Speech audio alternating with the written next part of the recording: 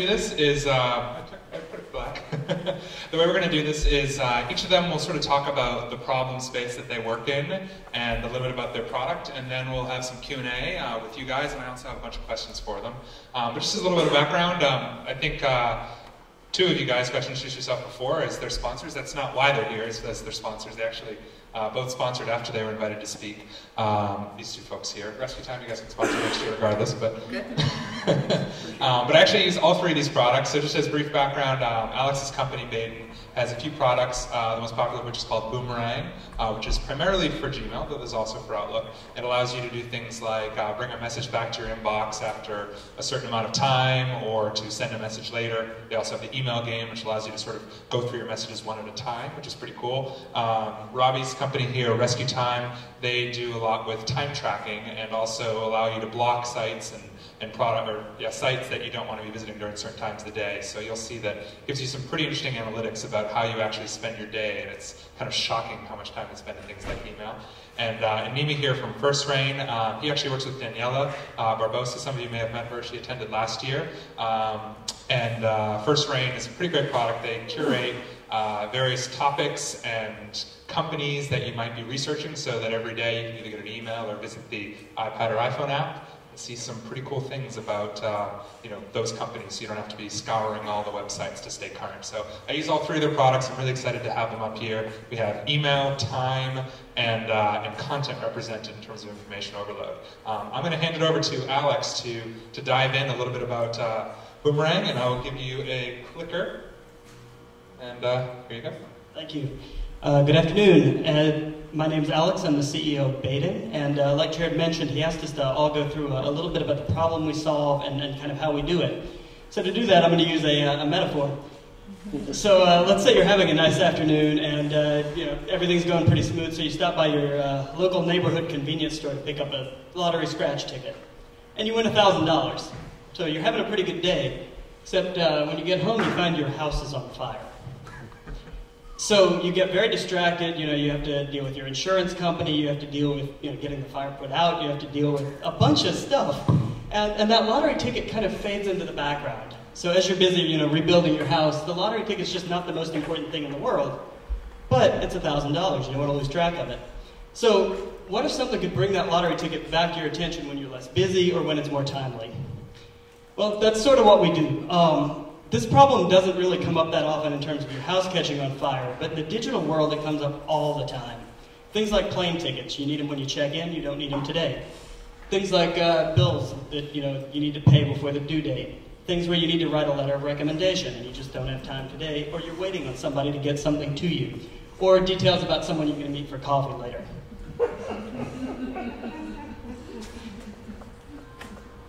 And if you leave that stuff in your inbox, it just gets buried. So what if we could have a message like this disappear into a folder and then come back at the time when it's relevant again or when you want to do something with it? Well, that's what Boomerang does, plus a bunch of other features as well. Thanks, Alex.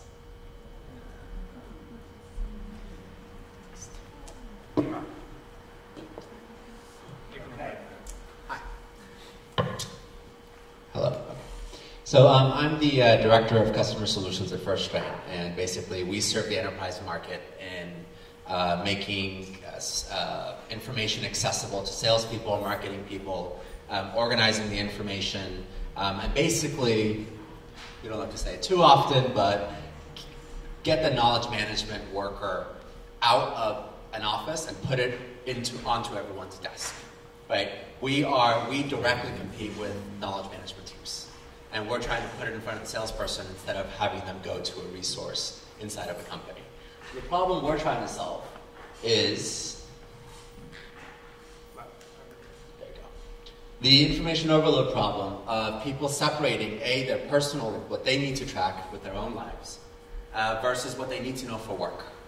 They need to read SEC filings, they need to know what their competitors are doing, they need to know what their customers are doing, they need to know. They have a sales territory that's the northwestern United States, and they need to track tens of thousands of hospitals and what's going on in these hospitals. Well, how do you do that? You can't sit there and go to Google and type in 10,000 companies. You can't type in northeastern hospitals and magically have it produce for you a list of companies. our system actually understands business terms and is able to do this. And so we can separate these, basically automate the workflow for the professional. How do we do it? We do it through a lot of analytics. We categorize sources. We understand what source has authority, what source doesn't. We understand as an article, an in-depth article, or a little tidbit of a teaser. We understand the authority level of an article or the author who's writing it.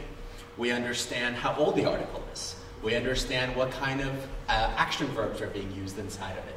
Is it talking about a person? Is it talking about a department? Is it talking about a region? Is it talking about a company? We do all of this, categorization, deduplication, and basically we do it on the web information, blogs, papers, journals, press releases, filings, and Twitter.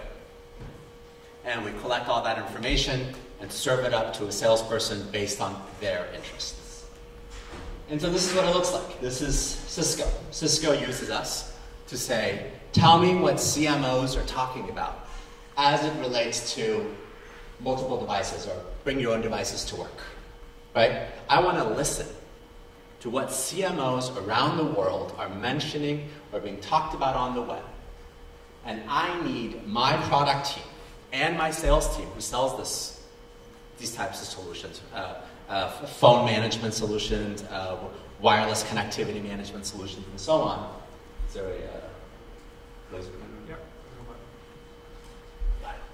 So tell me, what are the companies being talked about as it relates to multiple devices and who CMOs are talking about it? Visualize for me, what are the topics they're talking about and where in the world are they talking about it? South Africa, Brazil, North America, and specifically in the United States. And we can do a lot of analytics telling you exactly, wow, something's spiking. Wireless mobility management is spiking. Make sure your salespeople, your marketing organization knows why it's spiking. And if you're putting out an advertisement in mobility world, you're actually talking about it with their lingo. And all the articles are actually captured underneath so you can get to it. So that's what we do. We do it for the enterprise and try to make information accessible and uncovering information for them.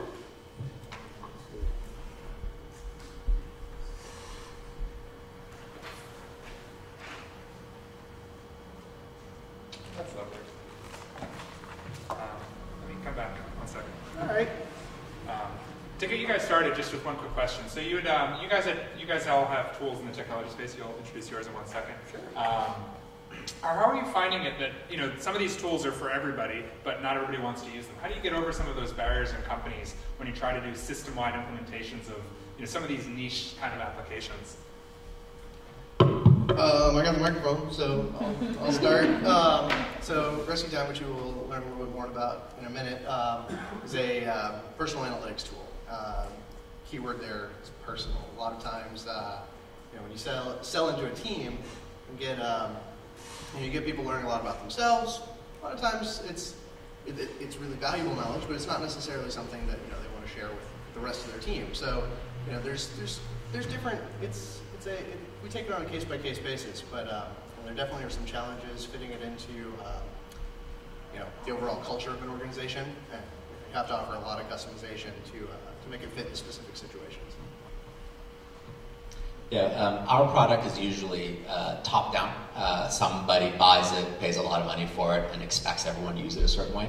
And it never works out that way. So we actually, with our product, there's two key things. One of them is we fit into any platform, whether it's Salesforce, SAP, SharePoint, whatever it is, we can fit into it. And secondly, we don't assume that is the only way you're going to consume it. So we have iPad apps, iPhone apps, Droid apps, email, push delivery, as well as iframes and chatter integration, different things. So we basically throw it all out there. We make it accessible through any which way people want to consume it.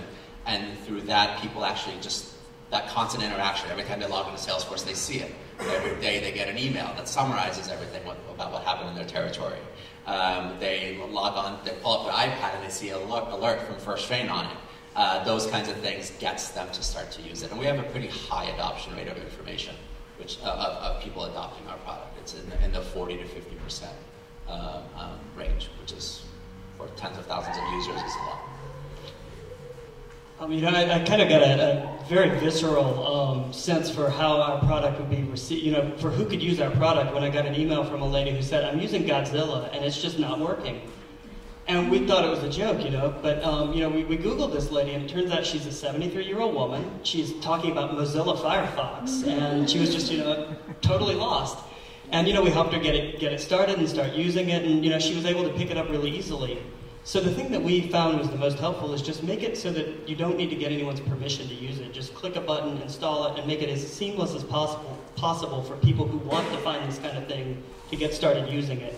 And then they'll be the ones who are responsible for kind of spreading it across the enterprise. So we don't do any, reaching out to the enterprise directly. It's all inbound from folks who are looking for something. So you guys are all being really nice up here, and you guys are all selling products, which is great. I also happen to sell a product, and I'll speak maybe for you in the silent part, voice of, really though, to try to get across an organization, would you agree at least that it's very, very hard that these tools are not for everybody? Or would you say, hey, it's just a matter of spending more time? Just realistically, these kinds of products that don't involve Accenture consultant implementations, 40, 50% sounds good, but the reality is that's not something everybody uses. I mean, that sounds great. And your tool isn't for everybody anyway, FirstRain, whereas Boomerang and RescueTime, to some extent, are. We all use our computers or use email, whereas not all of us have to consume information in that quantity for our work. So I am curious, though, is it easy or hard in the grand scheme of things? Do you think that these tools are for everybody, or these tools are for people who are, kind of in that sort of mindset? I don't think they're for everybody.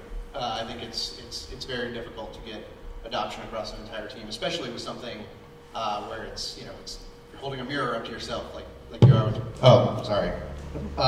You're holding a mirror up to yourself the same way that you do with RescueTime. It's a great fit for some people. Other people, it's just it's a lot of information. They're not quite sure what to do with it. It generally helps when people who end up being top performers are using it, which a lot of times, it's, if we do our job right, we show people some, help them learn some things about themselves, and they make adjustments, and that shows, and then somebody sees that someone else on their team is being really successful, and we see adoption spreading that way. But yeah, it's a slow process. Maybe this is a good chance actually for you to introduce RescueTime. We now have it on the screen. Okay, let's do this. This is the first time I've ever actually used a clicker, so if I do something terrible. The one on the right. So I'm Robby, and I work for RescueTime. And to echo Ann's point earlier about seeing lots of presentations and getting to know you guys a little bit better, I wish I could have made some changes to these slides. You guys all seem pretty sophisticated, so if these come off as quaint, sorry. But have you guys ever had a moment where you've worked all day and you felt like you've been working really hard, and then you look up and it's 5 o'clock and you're just like, what? It's 5 o'clock. What happened? I don't know what happened to my day. Those moments are terrible. They suck. Why do they happen? And part of the reason why they happen is we have so many things, so many choices for how we spend our time. There's only 8 hours in the workday, 24 hours in the full day, and that's not expanding. There's not going to be any more of that. But there's going to be a lot more of this. And a lot of these are activities that happen, in short chunks. I just got to send that email. I just have to, I have instant message as a communications layer on top of all my other activities. I don't really think of it as time being spent. It's just a thing we do. All of those things have a time cost, and they all add up. And it's really easy to lose track of it. And so we got really frustrated by this a few years ago, some friends of mine. And so we did what any good software engineers will do. We completely got distracted from what we should have been working on, and we built a solution to understand it. So RescueTime essentially is an application that you run on your computer that will automatically record your time in applications and different websites. And then it will do a lot of categorization and ranking on those applications and scoring the categories. We use a scale from very distracting, neutral, productive, very productive, and we make it all customizable. So you can say these are the things, the activities that I consider being productive, and these are the ones I consider being distracting. And we have a lot of defaults wrapped around that, so it's not a ton of work for people. And it allows us to show you some pretty interesting stuff. So here is a report that we have on our website, which it would be cooler if I had the interactive version, but this is comparing your most productive days versus your least productive days. So it's taking the last 60 days, and I can say, is this laser pointer work? Oh, nope, I did. There I go, breaking stuff. I forget, I'm not going to use the laser pointer, but you can see that on my most productive days, the active tab up there, you can see I've been doing a lot of stuff in software editing, business intelligence, email. Here are the activities of it, or the actual applications: TextMate, Gmail, help.rescuetime.com, and then all of that gets rolled up to a productivity score. And if you could see me toggle between these, you can see that actually I can see what days I'm more productive versus what days I'm least productive. We have a focus metric, which is sort of how much are you thrashing between categories. So it basically lets you find out a lot about how you're spending your time.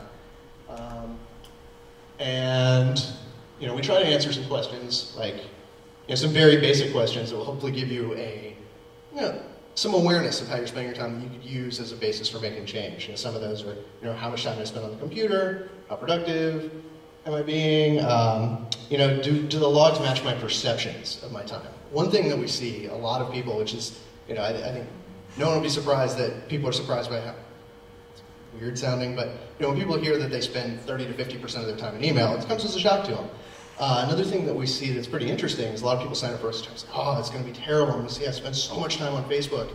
And it turns out they don't. They spend 5-10% of their time. And so I think there's some interesting guilt inflation of the time with more personal leisure activities. And then, the other, once we show you these numbers, what choices do you want to make based on that? And then we give you, so this is an example of an email we send out to our users every week, and the constant feedback gives them a little bit of a gauge for just how they're spending their time and if they want to make any changes. So that's it. Well, thank you, Rob. So is it just what is it measured? Just the amount of your time on your computer, a Mac? It measures the amount of time that you are using a device that can run RescueTime. And as of right now, that is Windows, Mac, Linux, and Android. No iOS version at the moment, but we're working on that. So, and it aggregates all of that from multiple computers into your single account. So you guys all have some very interesting technology solutions, and one of the challenges that's come up in many of the discussions here is technology the solution? I mean, most of the information overload we're dealing with is a result of technology. The ability to communicate via email with lots of CCs, the ability to get a lot more content because there's lower barriers to publishing. The fact that we now have a computer at our hip all the time. I mean, most of us in this room, how many of you have more than 2 computers? And how many of you? I mean, probably 4. I mean, I have 1, 2, 3, 4 within a foot of me. There's probably some I'm not even thinking of. There's probably this is probably a computer. Who knows? So with all of that, are we creating more problems with technology, or do you think ultimately we are solving in various ways? I'd like to hear all your thoughts. We like to think we're solving with technology, and I think we are. For what we do, we are saving people. We've done a bunch of studies. We save the average salesperson about 2 hours a day in searching off the web. And I actually would love to launch RescueTime on a bunch of our people's computers to see actually that not just what they say, but what actually happens. But we know we save them time because they don't have to be a search expert. They don't have to hunt. They don't have to wonder. And in the business world, missing information is really damaging, right? It's a deal. It's a competitive situation that you get a black eye on. So for us, we do use technology to really solve the information overload problem, and we save people time. So we do know that. I really enjoyed the session we were having in our personal productivity discussion group, because I steered the conversation toward, back in the 70s before I existed. Did people have the same problem? And the answer from everyone who was around back then was yeah. And information workers just had it in a pile of papers on their desk, and they'd take out the pile of papers and put red dots on some and green dots on others, and then they'd file the papers, and then they'd shred the papers. And someone put it really well, that would go on until they either left the company or died. And then someone would throw away all of the papers. So I don't think it's necessarily that the problem's gotten worse. I think it's that more of us do information-related jobs now. And so the problem is much more universal than it was when the majority of us were farming in the 1700s or working on an assembly line. We didn't have to care, and now most of us, we do.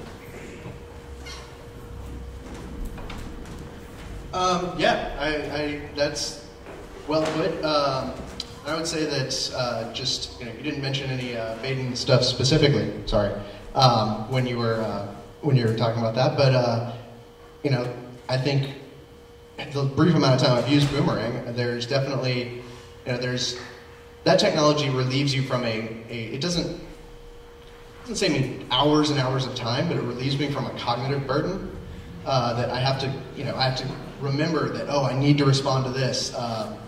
Don't forget about this. Don't let it fall too far down in my inbox. It'll just come back to me when I need it, and that's really good. RescueTime is you could argue that we're giving people more information. We don't do anything. We're not rolling up out your information. Although we do have a funny little internal project where we'll go grab RSS feeds from the sites that you're spending the most time on and roll them up into a single report that is it's a way to waste time more efficiently. But aside from that, no, I mean, we're giving you more information that you can use to kind of make better choices, and I think it helps because it's so easy to get lost. So you're talking a lot about data. All of you guys either collect data or use data to drive some of the decisions in your product.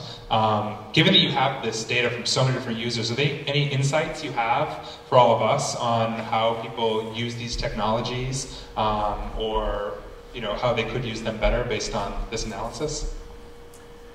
Well, it's something that I've heard brought up a number of times today. We see that people are in communications, all day long. It's something that goes, they're generally bouncing back and forth between a certain category of activities and communications pretty regularly, and we see a lot of cases where people will make efforts not to do that. They will, check email in the morning. They will instead of having, instant message open all day, they'll have their daily scrums or something like that, and those people tend to see a pretty significant productivity lift just because they're able to focus on a single task, and then because aside from just the raw time you're spending, when you bounce back and forth like that, there's a switching cost, and so you're able to by batching up your time, you are able to avoid that, and so. But unfortunately, that's one of the things we see. It's pretty common. People start using RescueTime, and then a week later, they're like, "Oh, RescueTime's broken. It says I spent 50% of my time in email." It's like, actually, you're broken. The realization we've had and we try to educate people on is you don't know where to look. You only know what you know. You don't know what you don't know. And in business world, it gets really expensive. So second-tier industry journals coming out of Russia are more valuable than the Wall Street Journal. A Microsoft employee's personal blog is far more important than any press release Microsoft puts out. But you're never going to go find it. You don't have time. You have other things to do. And you can't outsource it to somebody else because they don't understand what you do. And information is not where you think it is. It's really in that second tier, the edges of the web. And that's the stuff that makes people money. That's the stuff that gets people a little bit ahead of their competitor. I'll second what Robby said. The less you bounce back and forth, the better. It takes almost a minute for you to get back in the flow of what you're doing every time you bounce back and forth from your email.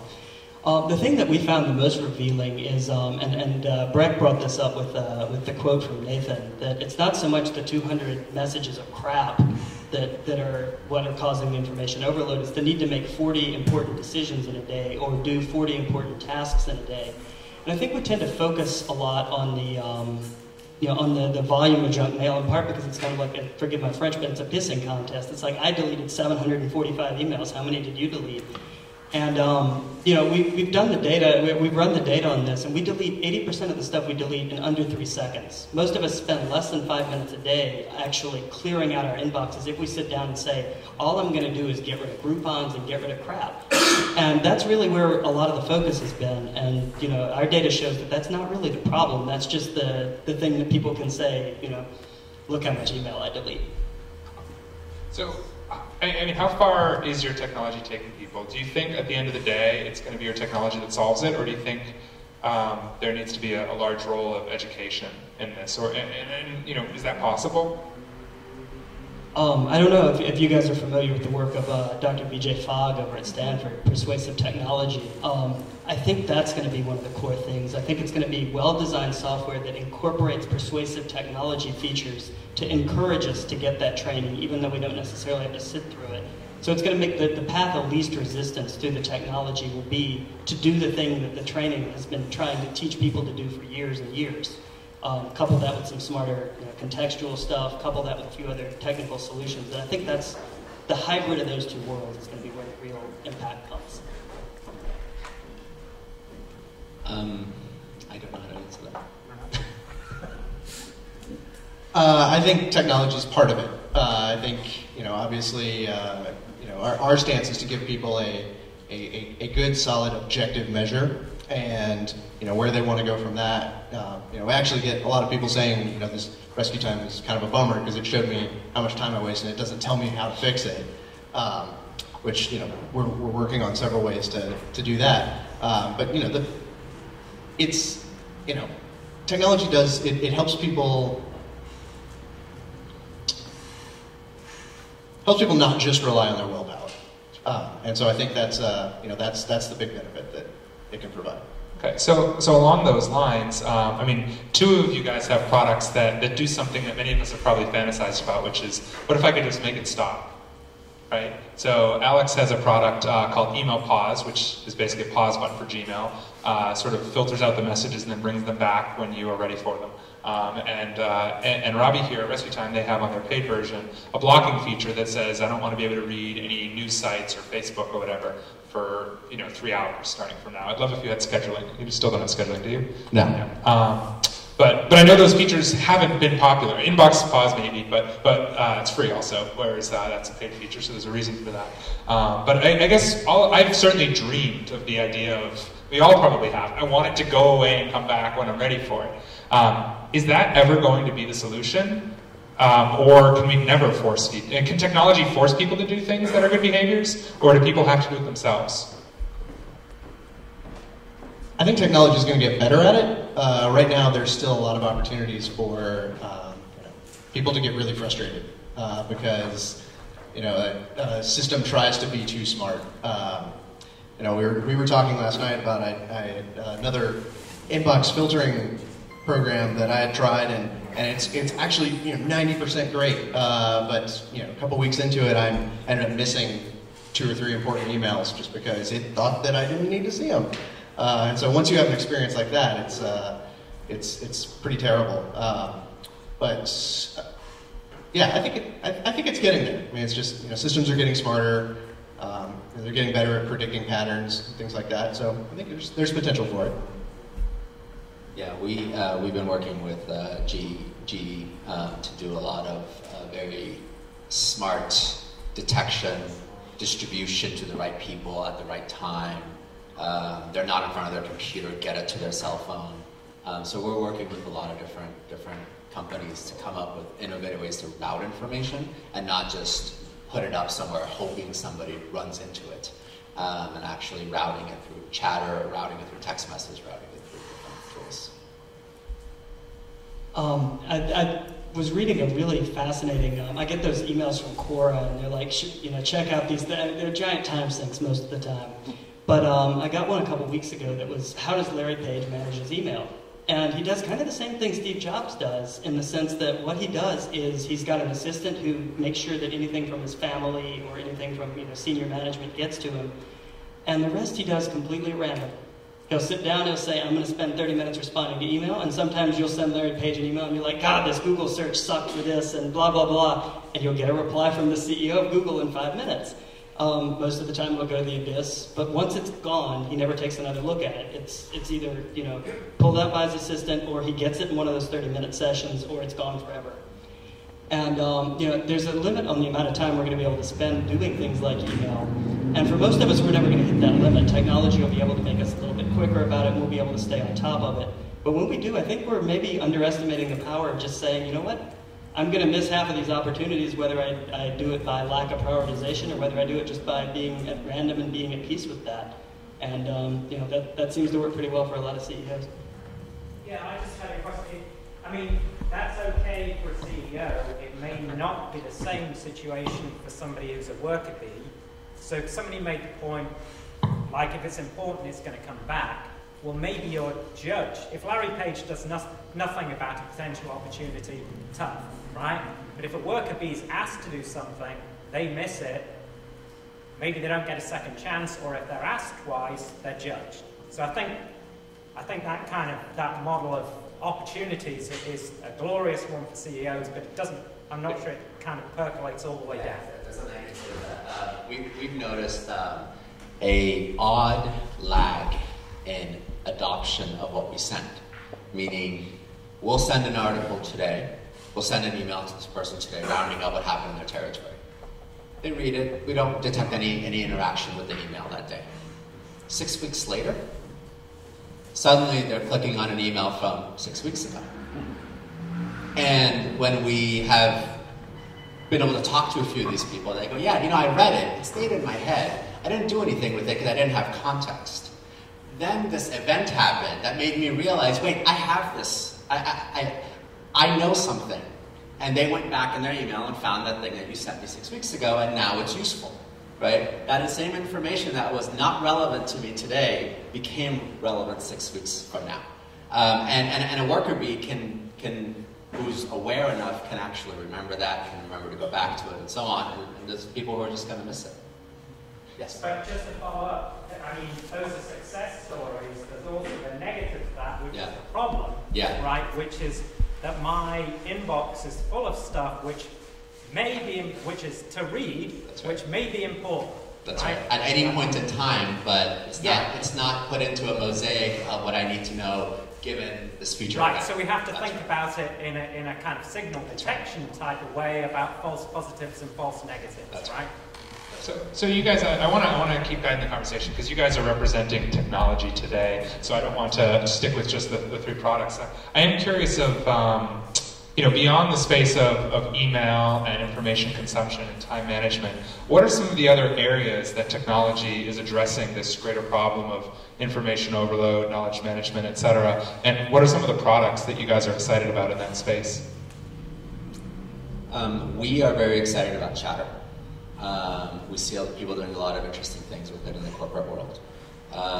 We are getting more and more excited about interconnectivity through the cloud across platforms. And we are listening to our customers, chasing it on how to get sharing and how to get things to pop up in the right place at the right time for the right person. Those kinds of things, and there's an art to it, and we haven't cracked it, but there is definitely an art to how do I serve up how do I know when's the right time to do it, and not have them tell me when's the right time to do it, and it's a challenge. One of the things that I think is really interesting is the integration of technology with the physical world. One of my regrets from my 9 cold winters in Boston is that I never made it the whole way through the Freedom Trail.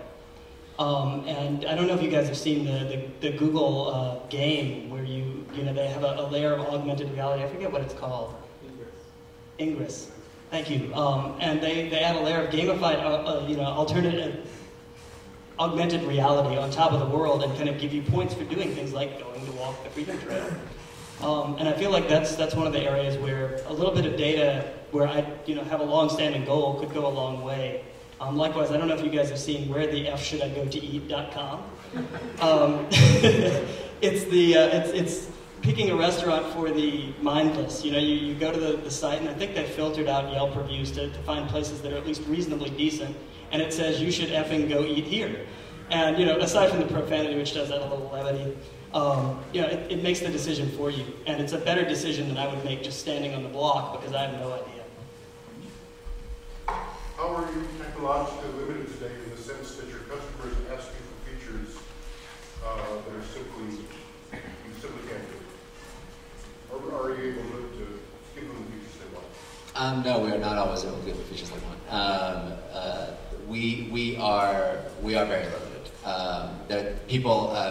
Some of these companies who are technology companies are inventing the next generation of stuff that's coming out, and they don't know how to do it. They don't know how to route it. They don't know how to do it. So right now we are hitting limitations, and we're settling for second best until a later date. I wanted to. There's a blog post at minlabs.com called Programmer Interrupted, and it's probably one of the best kind of future-looking things that I've seen. For instance, you can see right here, they're actually able to use the size of people's pupils to determine the amount of interruption that they've had. This one here, they look at the subvocal utterances while people are being interrupted and what their level of concentration is, and then they're actually able to show how that affects prospective memory, attentive memory, associative memory, episodic memory, and conceptual memory. And so with this kind of data, plus the kinds of things that you're doing, we can get some real numbers and some real quantify to go, this is a good methodology. This is a, you know, one that is purely anecdotal. I mean, one of my fears with a lot of these types of things is that they're, a lot of these processes and methodologies are anecdotal. You know, people say, oh, it makes me more productive, but it may not. And these kinds of things make it real. So to Chris's point, and also to what you all do, Robby, at RescueTime, there's this whole movement now, it's called Quantified Self. How many of you have heard of Quantified Self by show of hands? Okay, so some folks, it's the idea that you can track everything you're doing, whether it be your pulse all throughout the day, or the number of steps you take, or how many miles you run, or all kinds of things. But the challenge with quantified self, or as often dictated, is that you have all this data, but if you're tracking your sleep cycles, and it's basically telling you that you're about to get sick, but you have no idea that it's telling you you're about to get sick, then who really cares once you get sick and you're like, oh, it's like, how do we get from that data, which is useful and interesting, and probably in Donna's studies and Victoria's studies, and in this study you just referenced, into something that's actually useful? Because I've used RescueTime for the last 4 years, but do I really look at it often? Do I really? And maybe I should. It's probably my fault. But it's not telling me, Jared, you should do this differently. So how do we get from one to the other? How do we get from quantified self to clarified self? Well, yeah, it is all your fault. It's a pretty common thing that we hear. Obviously, we are pretty pro quantified self, and I think but I do go to several quantified self meetups, and one thing you see fairly often is people say, "Oh, look, I collected all this data about myself in this new and inventive ways, and I have this chart, and it's amazing." And then people will say, "Well, what do you learn from that?" And they're like, "I have this chart." And I think it's tricky, but I think once you start, now that you have more and more input points and data streams, you can start to put them together, and you can start to understand some pretty interesting stuff. We have so if you're a pivot table junkie, eventually you start to understand stuff. But how does it work for the real world? Right. Well, I think that's the services kind of that's the burden that they need to take on and make it easier for people that aren't just extreme data nerds. You're nominating yourself? Yes. No. For instance, we just had this company that's a wellness company in Australia. They did an internal project where they went on I'm going to go to the gym in the morning routine, and they tracked their sleep, they tracked their exercise level, and they tracked their productivity with RescueTime. And they were able to put all of that together at the end and see that, if I get more than 7.5 hours of sleep, that's the point where I see an instant productivity boost. If I go to the gym in the morning versus the afternoon, I'm more productive all throughout the day. So having those data streams that you can put together, that's when things start to get pretty interesting. Very cool. You guys have anything you want to add? Yeah, for us, our system is limited by people have to tell us their interest, right? We don't observe and see you go to certain websites and go, oh, did your role change? We don't do that yet. We're actually working on finding ways to passively ask people, has your role changed, your salesperson, your yearly quota's probably been changed, so give us your interests. So we are a little dependent on the information from the user to make it relevant. We don't. Yeah, another thing that Alex brought up, you brought up augmented reality with Ingress, the idea of wandering a city and discovering some of your personal goals. Augmented reality does have a lot of potential. There's something called Project Glass. Many of you have probably heard of it. It's Google's new glasses that have a slight projection right here, so that when you're wandering around, not only can you do augmented reality, but you can say things like Glass, you can say things like, Glass, Google, Laura, Sally or something, it'll look them up online and bring up the Wikipedia entry and things. And I've used it, and it's pretty interesting. But the idea of that, is that going to bring us closer to people because we now have access to things like their LinkedIn data without having to type it on our phones? Or is that going to be another barrier where technology is once again getting in the way? So augmenting our life for better or for worse? For us, we know from a salesperson's perspective, the more you know about your customer, the more you know about what impacts their end markets or regulatory issues impacting them, the more credibility they have. So whether you can stick it on a map or visualize it is one thing, but we do know for a fact that when the salesperson knows something about you and your business that you just learned, everything goes a lot smoother. So they'll be wearing it during sales calls? That's right. Or right before the sales call, right before they walk in. How's it going, Nima? I think at first glance, from an information overload perspective, Project Glass sounds horrifying. But I think once you think about it a little bit more, so I've actually done the whole Freedom Trail, and it lags towards the end, so you're not really missing out on that much. But what about Mike's Bakery? Sorry. That's the best part. The cannoli place? Yeah. Oh, that place is great. But part of why there's a chunk of the Freedom Trail that was really boring to me is I just didn't have the context for it. And if I were to go out and try to get the context, I would have to dig through a whole lot of information. So the ability to have this device that will give you contextually relevant information quickly, I think is actually really, really powerful. And it will save you from having to go do a lot of research on things. How many of you have done the Alcatraz tour? Anybody? You've done the audiobook, I assume everybody that's done it, right? I mean, the audio version. It's amazing, right? It's probably like the only good audio tour everybody's done, I think. If you've been in the Bay Area, it's pretty wonderful. But that's one of the good ones of examples of this. But I will say it's there's a point of creepiness to it. So you really there's a point of using it responsibly, right? Just because you know doesn't mean you got to say it. Just because you know doesn't mean you got to act on it. It's using it at the right time to get credibility. Like I am a social butterfly. I like to meet strangers, and I see that. There's actually 2 guys up here that I ran into like 3 weeks ago. I had no idea they were here. They're working upstairs, right? And I sat there for an hour trying to figure out how do I know these faces, right? If I had something like that, I would love to have it. But now what do I do with it? Do I walk up to them and jump in their face, or do I wait for the right time and say hi? It's not just getting the information and knowing it in front of your eyeglasses. It's actually when do you use it is an art. And to be clear, it doesn't do facial recognition right now, and that maybe will come. I would need that. Questions from folks for 2? It's a kind of a question, but I think we really need to look at information in terms of relationships, trust. That doesn't go away, guys. You don't go into a sales call, your number one thing is your trust and your relationship. Information is not even on the road. But how do you build the trust when you're cold calling it? Well, now we are not. I'm just saying if you're going to a sales call, even then, if you can build a relationship through your network effect or other things, knowing a lot about something is like creepy in some shape or form. Because you know what? The person who is buying, but anyway, that's not the subject we are talking about. But I really feel like, all three of you guys up there have a really, really definitive purpose in reducing information overload. Definitely, right? Reducing or introducing? Reducing, right? But it's a different way. One is like, awareness part of it. The other is like a specified kind of information you would need.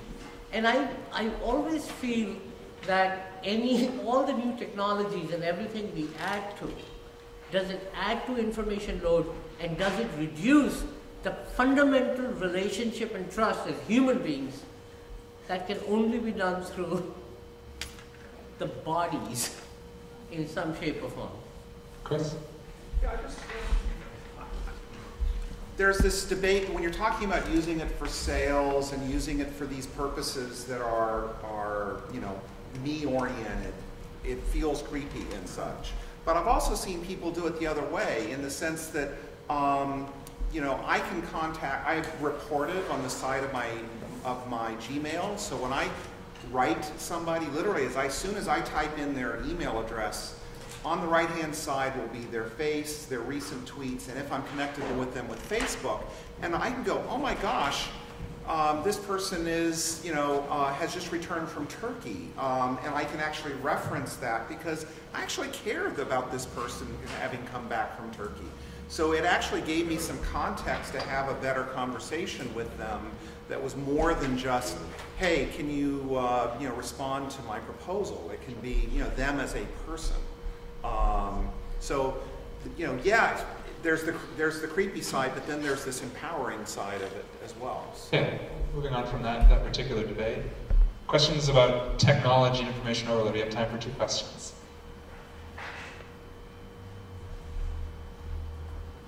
Anybody else? So you guys are bullish on this thing? We're going to solve it all? A few more bits, a few more lines of code? Yes. Yes. Sort of. I've heard. You have the data? I've heard a little bit of a debate back and forth between is the solution technological, or is it a training, is it education? And I think it's both. I think the tech totally supports the education. It gives people learn new processes. They obviously have to have some way to justify those processes to themselves. To see, oh, this is worth me taking the time to do it, or this is worth someone trying to go up to you and saying you don't know how to email correctly, which at first glance, like that can sound really weird, and so being able to have put some hard numbers behind that, I think totally supports it. So it's all a mix. Okay, I'll accept that. Thank you guys all so much. Everybody will download those products.